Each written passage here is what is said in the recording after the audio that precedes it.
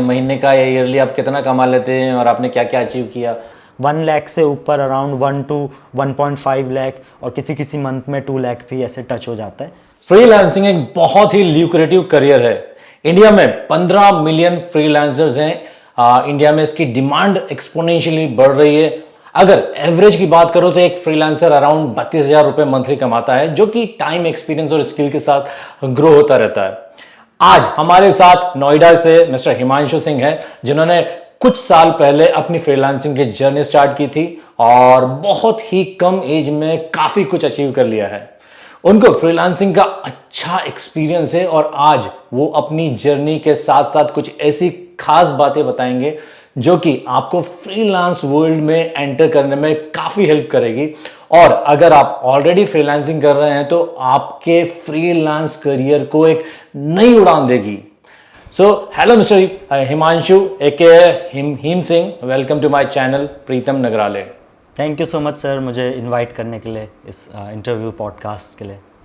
सबसे पहला क्वेश्चन ये है कि मैंने आपकी जर्नी देखी थी आपके वीडियो में फ्रीलांसिंग की और काफ़ी मोटिवेशनल थी, तो उसी अंदाज में थोड़ा आपका इंट्रोडक्शन हो जाए।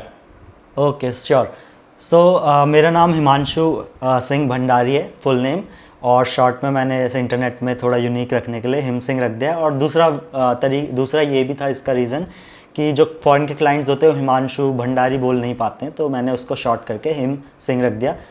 सो हाय हिम करके वो बोलते हैं, तो उनके लिए बोलना बड़ा इजी हो जाता है। 3 वर्ड्स का नेम है। और मैं फ्रीलांसर हूँ, पिछले 5 साल से फ्रीलांसिंग कर रहा हूँ। और ख़ास बात यह है कि मैं अपवर्क, फाइवर इन सब चीज़ों का यूज़ नहीं करता हूँ। मैं फ्रीलांसिंग के अंदर वेब डिज़ाइन और वीडियो एडिटिंग सर्विसेज प्रोवाइड करता हूँ। स्पेसिफिकली वीडियो एडिटिंग नहीं कहेंगे, पूरा ओवरऑल यूट्यूब मैनेजमेंट हम करते हैं क्रिएटर्स के लिए, एंटरप्रेन्योर्स के लिए। ओके। और साथ साथ मेरा वेब डिज़ाइन का भी है। पिछले 4 साल मैंने वेब डिज़ाइन करा है। एंड देन पिछले 1 साल जब मैंने अपना यूट्यूब शुरू किया था, तब से मैंने थोड़ा सा यूट्यूब के अंदर भी ध्यान देना शुरू किया। तो यूट्यूब, क्योंकि अभी क्रिएटर इकोनॉमी चल रही है, हर कोई क्रिएटर बनना चाह रहा है, तो इसमें इंडस्ट्री में बहुत ज़्यादा बूम आ रहा है। तो इसी को देखते हुए मैंने ये यूट्यूब मैनेजमेंट वाली सर्विस भी प्रोवाइड करना शुरू कर दिया। सो ओवरऑल यही मैं करता हूँ, यही सर्विसेज मैं प्रोवाइड करता हूँ। ओके। सो पहली है वेब डिज़ाइनिंग की सर्विसेज आप प्रोवाइड करते हैं और दूसरा यूट्यूब की सर्विस प्रोवाइड करते हैं। और जैसे आपने कहा कि आप क्लाइंट एक्वायर करने के लिए जो फ्रीलांस प्लेटफॉर्म्स हैं जैसे अपवर्क, फाइवर, freelancer.com, तो यहाँ से अप्रोच नहीं करते हैं, तो बेसिकली क्या मेथड है आपकी? क्या आप डायरेक्ट आउटरीच करते हैं, कोई अलग तरीका है आपका? हाँ, सो लाइक ये मेरी भी स्टोरी है और बहुत से ऐसे बिगिनर्स की स्टोरी है कि जैसे ये फ्रीलांसिंग प्लेटफॉर्म है, लाइक हम सर्च मारते हैं हाउ टू गेट क्लाइंट्स, जो भी है फ्रीलांसिंग के लिए, तो सबसे पहले जो वीडियोस आती है सब इन्हीं फ्रीलांसिंग प्लेटफॉर्म की आती है। तो बट दिक्कत यहाँ पे ये है कि इसमें 90% बिगिनर्स जो हैं वो उनको ऑर्डर्स नहीं मिलते, उनको क्लाइंट्स नहीं मिलते फ्रीलांसिंग प्लेटफॉर्म में। True. और होता ये है कि 90% क्लाइंट उन 10% फ्रीलांसर्स के पास जाते हैं जो ऑलरेडी इस्टेब्लिश्ड हैं उस प्लेटफॉर्म पे, जो बहुत पहले से काम कर रहे हैं। तो जो 90% लोग हो जाते हैं बिना क्लाइंट के रह जाते हैं। सो मेरी स्टोरी भी यही थी। आज से 5-6 साल पहले मैं भी इनको ट्राई कर रहा था, इन सब प्लेटफॉर्म्स को, बट मुझे कभी क्लाइंट मिले नहीं यहाँ से। तो लाइक मैंने फिर तरीके ढूंढने शुरू करे कि मैं इसके बिना कैसे कर सकता हूँ। तो मुझे पता चला लाइक फेसबुक ग्रुप्स हो गए, इंस्टाग्राम हो गया, लिंक्डइन हो गया। यहाँ पे हम क्या कर सकते हैं, यहाँ पे हम एक तो अपना ब्रांड बिल्ड कर सकते हैं, अपना कंटेंट वगैरह डाल सकते हैं, अपना जो भी हम सर्विस प्रोवाइड करते हैं उससे रिलेटेड। नंबर 2 हम क्या कर सकते हैं, यहाँ पे पोटेंशियल कस्टमर्स को, पोटेंशियल क्लाइंट्स को हम टारगेटेड लोगों को रीच आउट कर सकते हैं, उनको डीएम कर सकते हैं कि hey I saw your profile, it's like very good and I saw you don't have any website, so अगर तुम्हें वेबसाइट चाहिए तो मैं आपकी हेल्प कर सकता हूँ इन मेकिंग यू वेबसाइट। तो इस तरीके से मैं क्या करता हूँ, आउटरीच करता हूँ। और आउटरीच करने पे लाइक अगर तुम रोज़ रोज़ आउटरीच करते हो तो लाइक 1 हफ्ता नहीं आया रिजल्ट, 2 हफ्ता नहीं आया, बट महीने में अगर रोज़ कंसिस्टेंटली हम आउटरीच करते हैं तो आपको आराम से 2-3 क्लाइंट्स मिल जाते हैं। अच्छा, तो जैसे आप जो अलग सोशल प्लेटफॉर्म्स है वहाँ से आउटरीच करते हो, फेसबुक ग्रुप्स हो गया या इंस्टाग्राम है, लिंक्डइन है, तो बेसिकली सर्च करने की क्या टेक्निक होती है आपकी? मतलब जैसे मान लीजिए कोई एसईओ की सर्विसेज प्रोवाइड करता है और उसको एसईओ के क्लाइंट्स चाहिए, तो वो कैसे सर्च करेगा कि एसईओ के क्लाइंट्स ही उसको मिले? सो बेसिकली क्या कर सकते हैं, जैसे बहुत सारे तरीके इसमें क्या है कि एक नहीं होते, अनलिमिटेड होते हैं। कभी कभी हम ऐसा भी कर सकते हैं कि हमने कोई 5 तरीके सीखे कहीं से एंड उसको उसमें मास्टर करने के बाद हमने खुद के नए तरीके बनाए। सो एक छोटा सा एग्जांपल देता हूँ, अगर हम एसईओ का क्लाइंट लाना चाहते हैं तो हम क्या कर सकते हैं, हम गूगल मैप में जाएंगे। पहले हमें एक पर्टिकुलर लोगों को देखना पड़ेगा कि हम किसको सर्विस प्रोवाइड करना चाहते हैं। लेट्स से मैं चाहता हूँ कि मैं डेंटिस्ट की वेबसाइट्स का एसईओ करना चाहता हूँ, या फिर मैं जिम ओनर्स की वेबसाइट है उनका एसईओ करना चाहता हूँ। सो मैं सबसे पहले जाऊँगा गूगल मैप में लिखूँगा जिम इन न्यूयॉर्क, या फिर मैं क्योंकि यूजली मोस्टली फॉरेन क्लाइंट्स के साथ काम करता हूँ तो मैं हमेशा फॉरेन के ही कीवर्ड्स पे या फॉरेन के लोकेशन पे ट्राई करता हूँ क्लाइंट फाइंड करना। बट कोई अगर इंडियन क्लाइंट के साथ करना चाहता है तो वो इंडियन क्लाइंट्स के लिए इंडिया के अंदर टारगेट कर सकता है। सो मैंने जैसे लिखा जिम इन न्यूयॉर्क या फिर जिम इन लॉस एंजलिस, उसके बाद जो भी रिजल्ट आता है मैप्स के ऊपर, मैंने एक एक करके उनका लिस्टिंग खोला, जाके वहाँ पे देखा उनकी वेबसाइट है या नहीं है। अगर वेबसाइट नहीं है सो मैं क्या करूँगा, वहाँ पे उनकी ईमेल वगैरह कुछ ना कुछ होता है, या मैसेज करने का ऑप्शन होता है, या सोशल मीडिया की लिंक होती है। तो मैं जाऊँगा, उन्हें रीच आउट करूँगा कि मैंने आपका लिस्टिंग देखा गूगल मैप्स पे और मैंने देखा कि आपकी वेबसाइट नहीं है। मैं वेब डिज़ाइनर हूँ, मैं आपकी एक अच्छी वेबसाइट बना सकता हूँ। आपको कुछ नहीं करना है, बस एक बार मुझसे कॉल पे बात करनी है और मैं आपकी वेबसाइट पूरी सब कुछ डिज़ाइन कर दूँगा। ये सब आप उसे मैसेज कर सकते हो अगर उसकी वेबसाइट नहीं है। अगर वेबसाइट है तो आप चेक कर सकते हो कि वो गूगल में कहाँ रैंक कर रही है, उसका डोमेन अथॉरिटी क्या है, उस पर वेबसाइट पे एसईओ किया हुआ है या नहीं है, ब्लॉग्स डले नहीं डले हैं। उस हिसाब से हम क्या करते हैं, पहले रिक्वायरमेंट चेक करते हैं कि उसको एसईओ की रिक्वायरमेंट है भी या नहीं है। अगर हमें लगता है कि इसको एसईओ की रिक्वायरमेंट है तो हम फिर उसे ईमेल कर देते हैं या फिर उसका सोशल मीडिया फाइंड करके उसे पिच करते हैं। ये हमारा तरीका है। ओके, सो काफ़ी सारे तरीके हैं और जो आपने एक तरीका बताया गूगल मैप्स के थ्रू, तो गूगल मैप्स के थ्रू बहुत ही अच्छा तरीका बताया आपने कि कोई भी एक क्लाइंट, अगर यूएस का क्लाइंट सर्च करना है तो नियर बाय प्लेसेस में कोई प्रॉक्सी या वीपीएन लगा के वहाँ सर्च कर सकता है और अपनी रिक्वायरमेंट के हिसाब से जो जो लिस्टिंग्स हैं उन लिस्टिंग्स में को अप्रोच कर सकते हैं कि हाँ इसको ज़रूरत है इस क्लाइंट को, और इसके हिसाब से वहाँ पर जाके उस क्लाइंट्स को आउटरीच करके अगर उसका रिस्पॉन्स आता है तो आप उसके साथ कांटेक्ट करके उसको क्लोज कर सकते हो, राइट? बिल्कुल बिल्कुल। Okay, so there are around, you can, as I said, there are 15 million freelancers in India, and India is the second largest growing sector for freelancing basically. और ये जो डिमांड है वो एक्सपोनेंशियली बढ़ रही है, राइट? बिल्कुल। सो अगर किसी को फ्रीलांसिंग स्टार्ट करने का है तो, और एक अच्छी खासी इनकम करने का उसमें से, तो उसकी क्या इंपॉर्टेंट रिक्वायरमेंट हो सकती है कि हाँ मुझे ये मुझे चाहिए अगर मुझे फ्रीलांसिंग करियर स्टार्ट करना है तो? देखो सर, जब मैंने फ्रीलांसिंग शुरू करी थी सो वहाँ पे मैंने एक गलती करी थी। मैंने सोचा था कि मुझे अपनी स्किल के अंदर बेस्ट बनना है, ठीक है। और बहुत से फ्रीलांसर्स भी और बहुत से यूट्यूबर्स भी यही बोलते हैं कि तुम बेस्ट बनो स्किल के अंदर, और आप अगर बेस्ट होते हो तो लोग आपके पास काम करने आते हैं। बट वो ट्रू नहीं है। आप कितने भी बेस्ट बन जाओ, जब तक आप दुनिया में जाके, मार्केट में जाके आप लोगों को बोलोगे नहीं, लोगों को बताओगे नहीं कि मैं ये करता हूँ, मैं ये सर्विस प्रोवाइड करता हूँ, तब तक आपके पास क्लाइंट खुद भाग के आने वाले नहीं हैं। सो मैं कहूँगा जितनी भी स्किल आपको आती है, बेसिक हो चाहे थोड़ा सा एडवांस हो, आपको स्किल ठीक है, आप जितना 3-6 महीने में सीख सकते हो इतना सीखो। उसके बाद आप क्या करो, आप क्लाइंट ढूंढना शुरू करो। बिकॉज आप कितने ही बेस्ट अपने स्किल में हो, अगर आपको क्लाइंट लाना नहीं आता सो आपके पास क्लाइंट तो खुद चल के आने से रहे। सो इसीलिए मैं कहूँगा क्लाइंट लाना is the most important skill. और उसके बाद स्किल, अपनी स्किल तो नॉर्मल लोगों को आती है, बट उसके बाद सेकेंडली क्लाइंट लाना, मार्केटिंग करना, या डिजिटल मार्केटिंग हो गई, या आउटरीच करना, ऑर्गेनिकली मार्केटिंग करना, ये सारी चीज़ें भी इंसान को आनी चाहिए। सो नंबर 1 तो स्किल हो गई। बहुत ज़्यादा एडवांस भी ना हो, बेसिक हो चलेगा। बहुत ज़्यादा आपको कोडिंग वगैरह में इन सब चीज़ों में घुसने की ज़रूरत नहीं है, बहुत दुनिया का हाई फाई एडिटर बनने की ज़रूरत नहीं है। जितना आता है उतना सीखने के बाद उतनी सर्विस जिसको चाहिए उसी को उस रेट पे बेचना शुरू कर दो। That will be great. Oh, ये तो बहुत ही अच्छी बात बताई आपने कि आप बेसिक से भी चालू कर सकते हैं, कि बेसिक स्किल्स भी है तो भी आप आउटरीच कर सकते हो। और काफ़ी सारे क्लाइंट ऐसे भी होते हैं जिनको बहुत ज़्यादा स्किल्स भी नहीं चाहिए रहती, लेकिन एक अफोर्डेबल रेट्स में उनकी रिक्वायरमेंट होती है। तो इस हिसाब से आप उनको आउटरीच करके जो भी स्किल्स हैं आप एटलीस्ट स्टार्ट कर सकते हो और धीरे धीरे अपनी स्किल्स को बढ़ा सकते हो, ताकि जैसे जैसे आपकी स्किल्स बढ़ेगी तो आप चार्जेस भी बढ़ा सकते हो आपके। बिल्कुल बिल्कुल। राइट। नेक्स्ट क्वेश्चन ये है कि अगर मान लीजिए कि किसी को फ्रीलांसिंग स्टार्ट करनी है तो यहाँ पर इंडिया के अंदर, इंडिया में जैसे अलग अलग सर्विसेज है, तो किस टाइप की सर्विसेज ज़्यादा डिमांड में है फ्रीलांसिंग की? मैं कहूँगा वीडियो एडिटिंग, क्योंकि क्रिएटर इकोनॉमी बहुत बूम कर रही है, हर कोई क्रिएटर बन रहा है आजकल, हर किसी को वीडियो की नीड है, वीडियो एडिटिंग की नीड है। मैं कहूँगा नंबर 1 वीडियो एडिटिंग हो गई, क्योंकि एआई भी ऐसी टूल्स नहीं है एआई के इतने एडवांस जो वीडियो एडिट करके दे दें। Video editing in the end इंसान ही कर सकता है। राइट, एटलीस्ट अभी तो नहीं है। हाँ, हेल्प कर सकती है AI tools, but video editing in the end इंसान को ही करना पड़ेगा। और वीडियो एडिटिंग के अलावा एआई के अंदर बहुत सारी चीज़ें जो हम कर सकते हैं, लाइक एआई के थ्रू कंटेंट राइटिंग हो गया या फिर कॉपी राइटिंग हो गया। एआई के थ्रू हमने जनरेट किया आइडियाज़ वगैरह के थ्रू, एंड देन हमने उसे अपने हिसाब से उसको एडजस्ट किया, ठीक किया, फिक्स किया, क्योंकि एआई एकदम 100% आउटपुट नहीं देता है। ओवरऑल लाइक नंबर 1 तो मैं कहूँगा वीडियो एडिटिंग हो गया। नंबर 2 वेबसाइट की भी डिमांड हमेशा रहती है। उसके बाद नंबर 3 एड्स वगैरह हो गए, और नंबर 4 थोड़ा एआई को इन सब में ऐड करके ग्राफिक डिज़ाइनिंग हो गया या थंबनेल डिज़ाइनिंग हो गया, बैनर्स वगैरह, हम एआई को थोड़ा सा इंटीग्रेट करके जितना भी हमें आता है उसको थोड़ा और नेक्स्ट लेवल ले जा सकते हैं।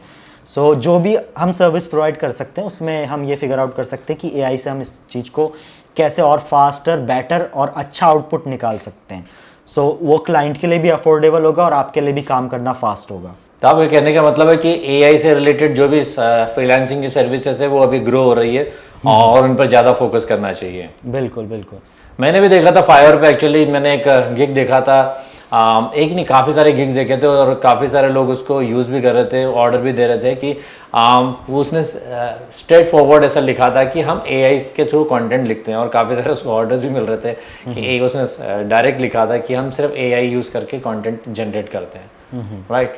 तो नो डाउट कि एआई एक्चुअली अभी काफ़ी ग्रो हो रहा है और काफ़ी आगे इसके काफ़ी अच्छे चांसेस हैं ग्रो होने के। अगर एआई में अगर आप फ्रीलांसिंग सर्विसेज देना चाहते हो तो काफ़ी सारी चीज़ें हैं एआई में करने के लिए, तो उन सब चीज़ों को यूज़ करके भी आप एक अच्छे खासे फ्रीलांसर बन सकते हो। राइट। बिल्कुल बिल्कुल। तो नेक्स्ट इम्पॉर्टेंट क्वेश्चन ये है कि किस कंट्री को टारगेट करना चाहिए? मेरे हिसाब से देखा जाए तो अगर जैसे वो डिपेंड करता है कि आपकी स्पीकिंग स्किल या कम्युनिकेशन स्किल क्या है। मेरे लाइक मैं यूट्यूब भी रन करता हूँ, तो उसमें लाइक ऐसे 60-50% ऐसे लोग हैं जिनको इंग्लिश बहुत अच्छी नहीं आती, और 50% लोग हैं जिन्हें बेसिक से एडवांस इंग्लिश आती है। मैं कहूँगा अगर आपको लाइक रिटन इंग्लिश आती है बट बोलना नहीं आता, तो तब भी आप लाइक फॉरेन के क्लाइंट्स को आप टारगेट कर सकते हो।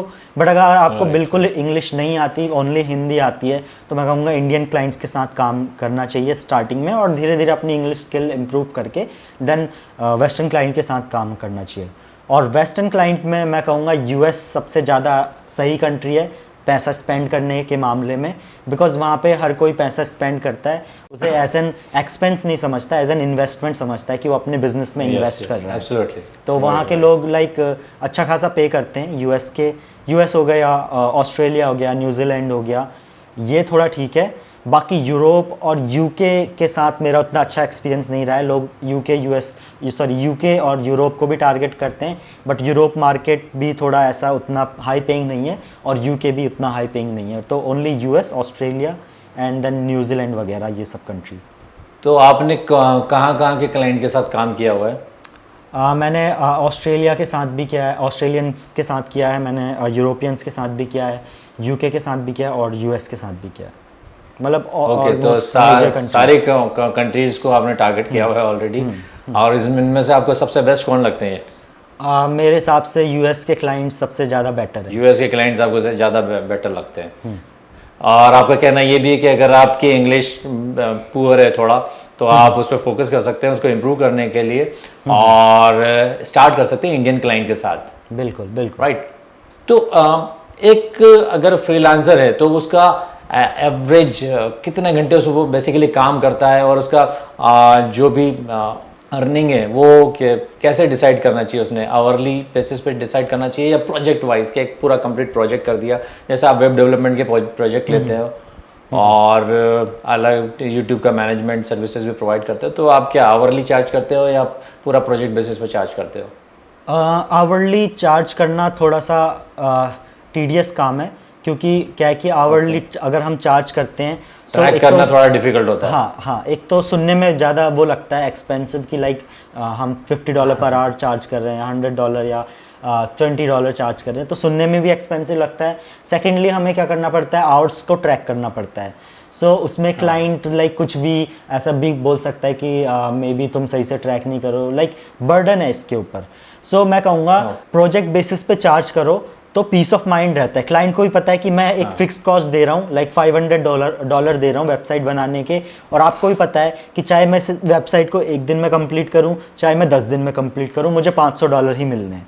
सो आवरली में क्या हो जाता है, क्लाइंट को भी कन्फ्यूज़न रहती है कि कहीं इसका जो रेट है या टाइम है ज़्यादा ना लगा दे और ज़्यादा ना चार्ज कर ले और मेरे बजट से ज़्यादा ना निकल जाए। और थोड़ा आपका भी रहता है कि यार अगर आप कहीं पे स्टक हो गए, कहीं पे आपको कुछ चीज़ समझ नहीं आ रही और आप फिर कहीं से सीख के फिर उसे फिक्स करते हो, तो उसको आप काउंट करोगे या नहीं करोगे, क्योंकि आपने उसे सीखने में मेहनत करी है।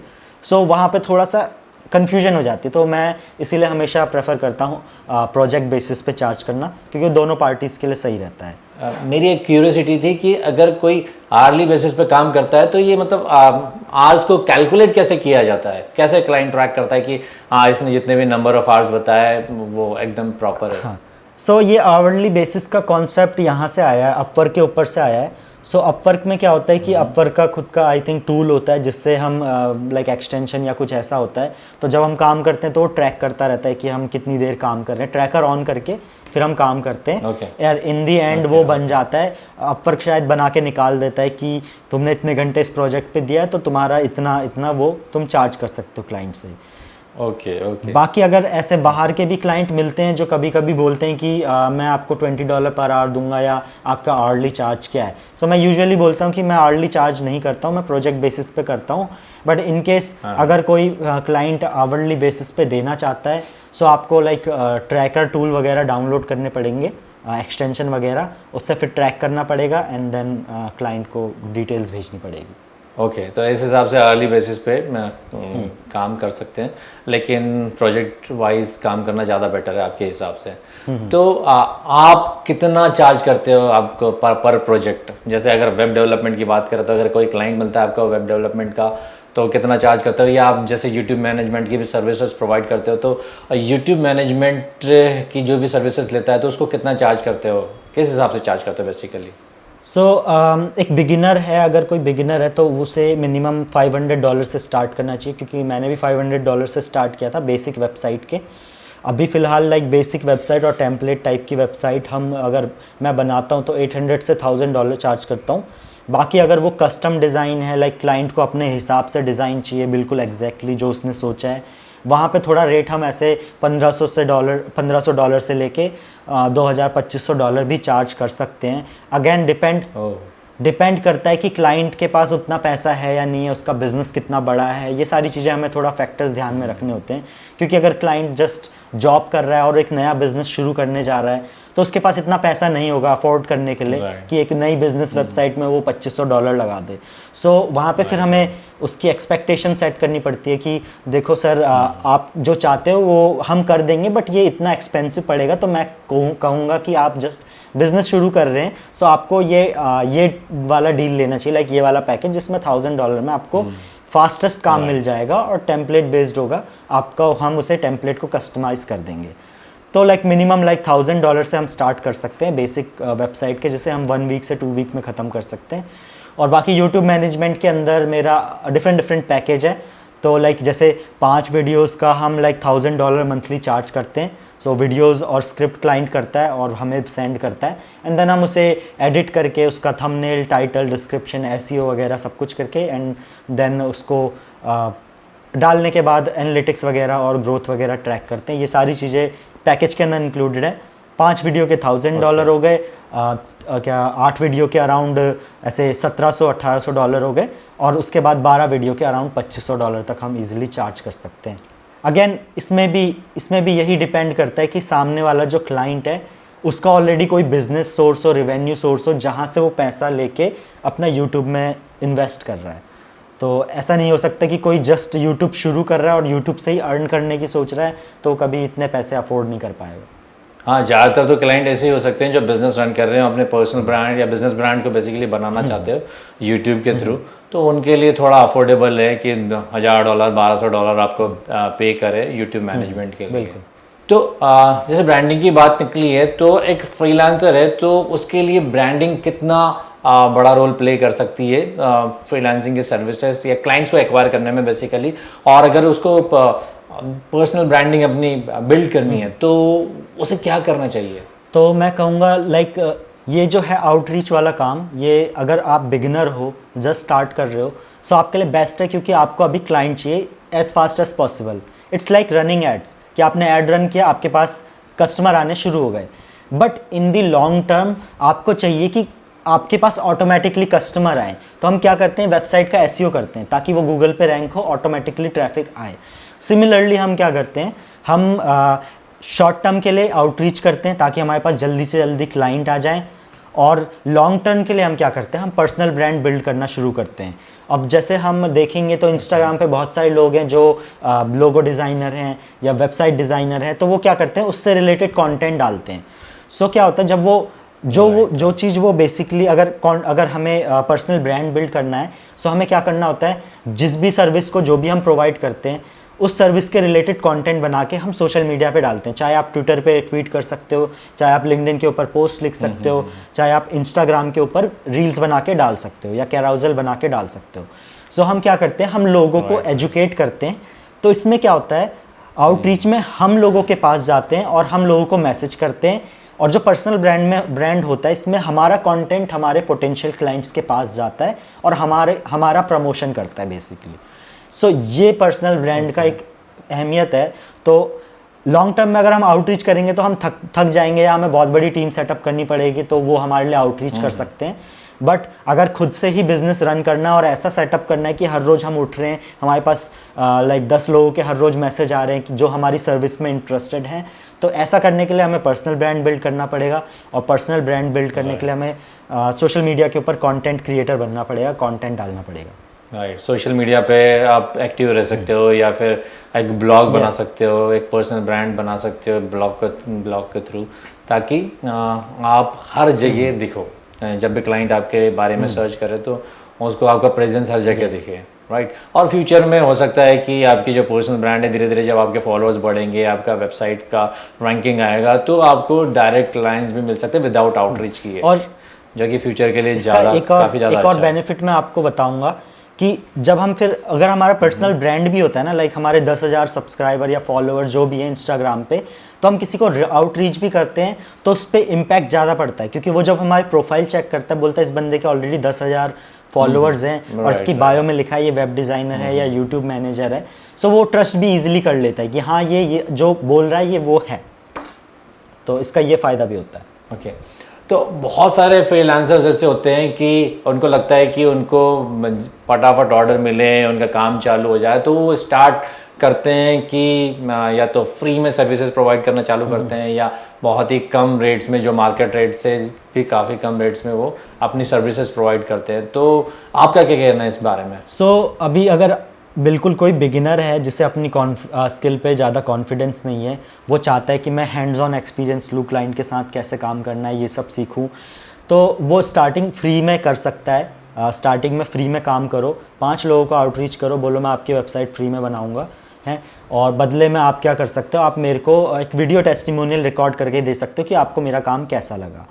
तो ये स्टार्टिंग में बिगिनर्स को डेफिनेटली करना चाहिए। उससे क्या होता है, आप फ्री में क्योंकि काम कर रहे हो किसी क्लाइंट के लिए, तो अगर आप कुछ गलत भी कर देते हो या आप उसकी एक्सपेक्टेशन के हिसाब से काम नहीं कर पाते हो, तो क्लाइंट भी आपको कुछ नहीं बोलेगा, क्योंकि उसने आपको पे नहीं किया, आप फ्री में काम कर रहे हो, ठीक है। सो ना क्लाइंट आपको कुछ बोलेगा, ना आपके ऊपर प्रेशर रहेगा कि मैंने इस बंदे से पैसे लिए तो मुझे बेस्ट काम देना है। सो यहाँ पे क्या कर सकते हो, उसको फ्री में काम मिल जाएगा, बदले में वो आपको टेस्टिमोनियल दे देगा, जिस टेस्टिमोनियल्स को आप पोर्टफोलियो में डाल सकते हो, पोर्टफोलियो में दिखा सकते हो, या कल को फ्यूचर में जब आप पेड क्लाइंट लेना शुरू करोगे 5 फ्री क्लाइंट्स के बाद, तो उनको अपना टेस्टिमोनियल ये दिखा सकते हो, टेस्टिमोनियल दिखा सकते हो कि मैंने इन 5 लोगों की वेबसाइट बनाई है और मैंने $500 चार्ज किया या $1000 चार्ज किया है, और वो मांगेंगे कि प्रूफ कि तुम कैसे कह सकते हो तुमने बनाई है। सो आप उन्हें वीडियो दिखा सकते हो, टेस्टिमोनियल सेंड कर सकते हो। तो डेफिनेटली स्टार्टिंग में अगर आप बिगिनर हो तो आपको फ्री में काम करना चाहिए पोर्टफोलियो बिल्ड करने के लिए।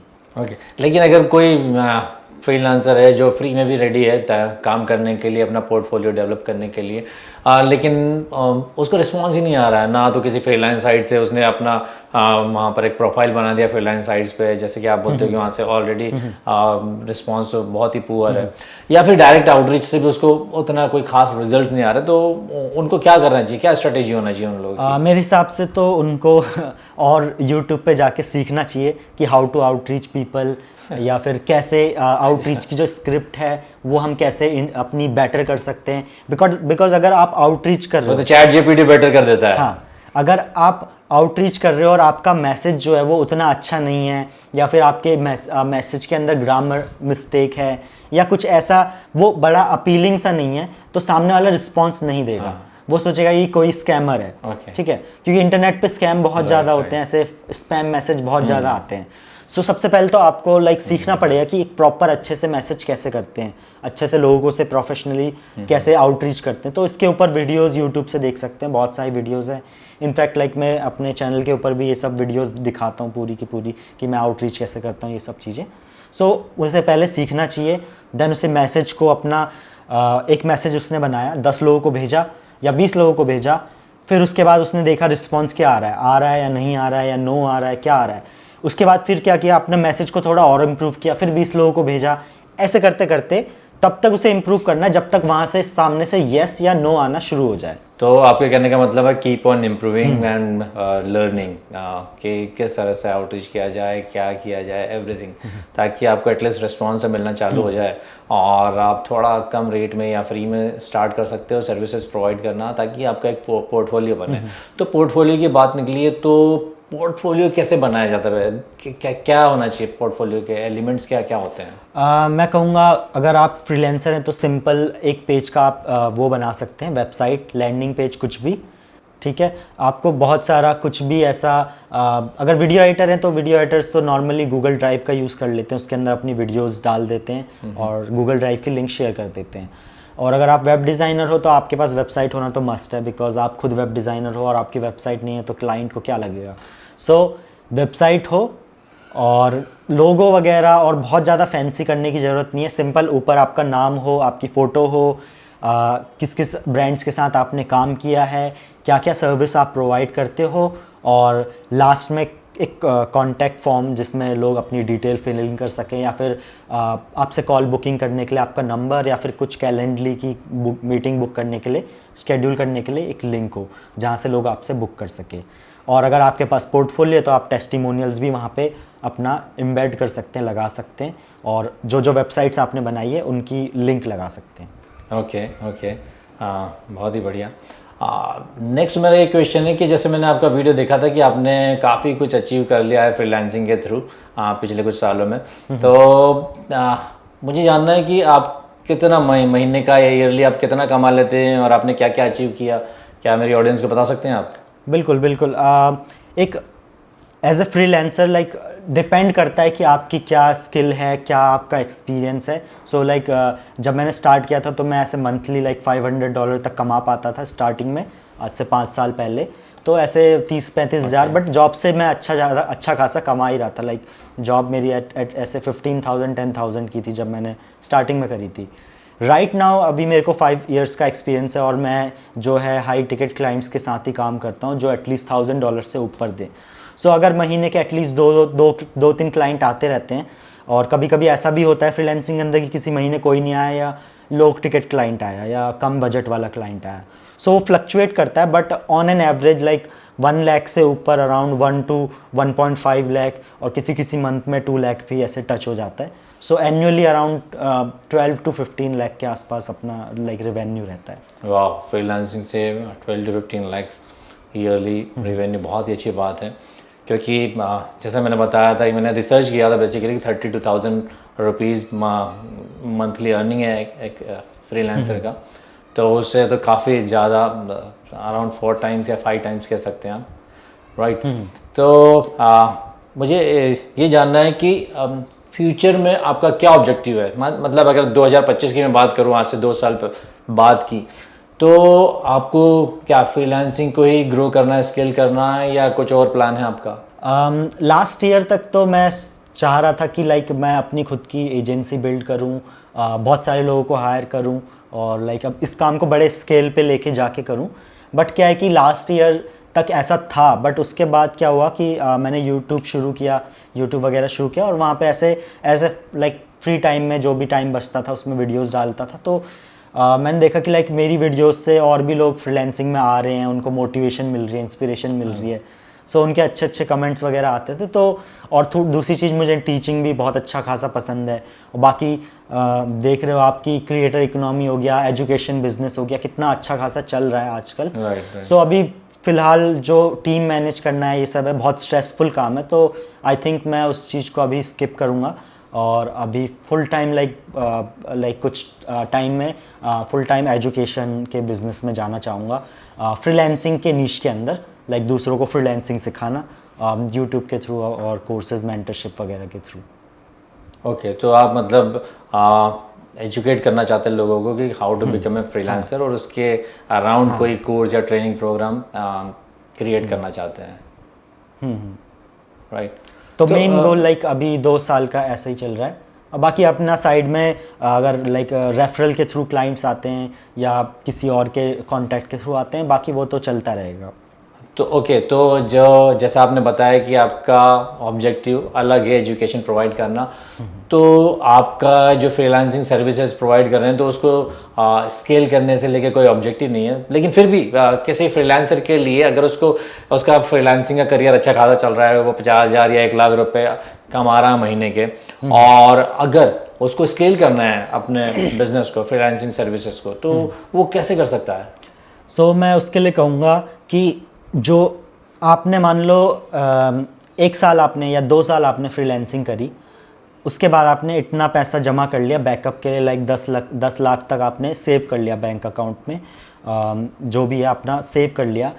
उसके बाद आपको क्या करना है, आपको अपने नीचे इंटर्न्स वगैरह हायर करने। पहले तो 2 साल आपको खुद सब कुछ सीखना है, सब कुछ सारी चीज़ें खुद करनी है।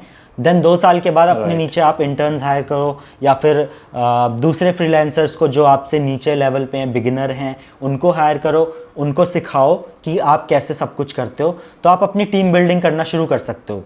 लाइक 2 लोगों को आपने रख लिया जो आउटरीच कर रहे हैं, 2 लोगों को आपने रख लिया जो काम कर रहे हैं, वेब डिज़ाइन कर रहे हैं या फिर यूट्यूब एडिटिंग कर रहे हैं, 2 लोगों को आपने रख लिया जो क्लाइंट मैनेजमेंट कर रहे हैं, क्लाइंट और अपने टीम के बीच में बातचीत कर रहे हैं। और आप क्या करोगे, आप लोगों को आउटरीच करोगे, उनसे मीटिंग्स लोगे और मीटिंग पे उनको कन्वर्ट करोगे, और जो पेमेंट का हिसाब किताब है वो सब आप संभालोगे।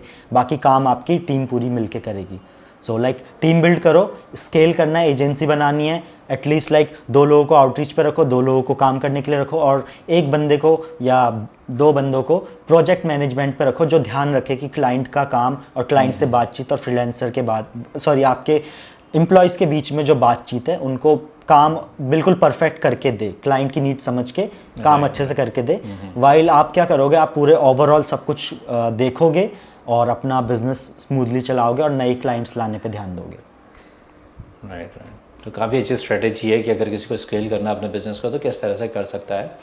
सो फाइनली मैं जानना चाहता हूँ कि 3 ऐसे सीक्रेट्स या कुछ स्ट्रेटेजीज जिसको एक फ्रीलांसर, मतलब जो कि एक बिगिनर है, अगर उसको फ्रीलांसिंग में अपना करियर स्टार्ट करना है, या ऐसे फ्रीलांसर जो ऑलरेडी फ्रीलांसिंग की सर्विसेज प्रोवाइड कर रहे हैं लेकिन थोड़ा स्ट्रगल कर रहे हैं, तो ऐसे लोगों के लिए क्या स्ट्रेटेजी या टिप्स हो सकती हैं ताकि इन लोगों की गाड़ी जो है पटरी पर आ जाए?